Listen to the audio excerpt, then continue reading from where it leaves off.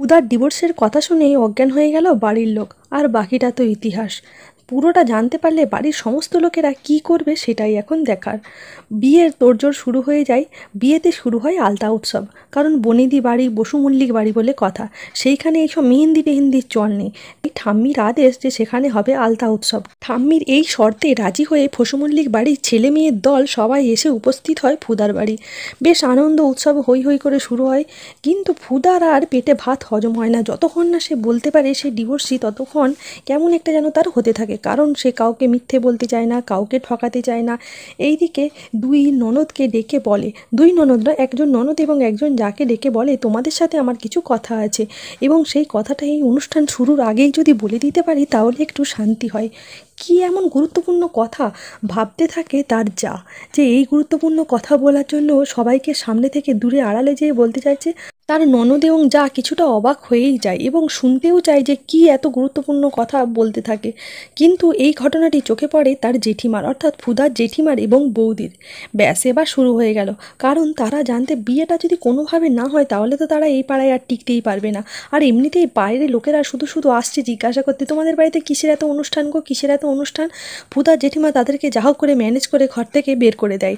কিন্তু এইবার যদি বিয়েটা ভেঙে যায় তখন কি হবে? আর ফুদা বলতে চাইছে মানে এই কথাই বলবে সে ডিভোর্সি। জানে না ফুদা যে ছেলের বাড়ির লোকেরা জানে না ডিভোর্সি, বাকি দুটো মেয়ে আছে, ঘর আছে। এই চিন্তায় জেঠিমার আকাশ মাথায় ভেঙে পড়ে। এইদিকে জেঠিমা আর তার বৌমা মিলে প্ল্যান করে যে ওদেরকে কোনো একটাভাবে ওখান থেকে সরিয়ে নিয়ে আসতে হবে এবং ব্যস্ত করে দিতে হবে। তাই তারা তাদের কথা মতো বেশ বিয়েবাড়িতে নাচ গান অনুষ্ঠান শুরু হয়। ছেলেদের একটি দল আর মেয়েদের একটি দল বেশ শুরু হয়।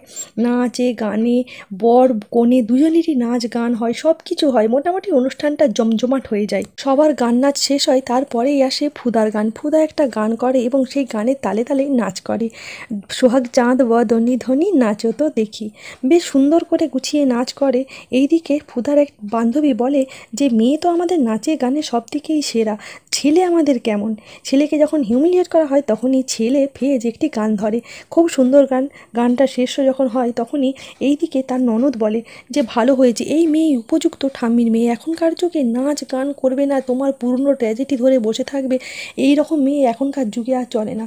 ঠিক যেমনি করে আমার জীবনটাকে শেষ করে দিয়ে অন্য একটা লোকের সাথে আমাকে বিয়ে দিয়েছিলে, আমি যেমন ভালোবাসার মানুষটাকে পাইনি, সেই জন্যই আমার জীবনে এত কষ্ট, এত যন্ত্রণা।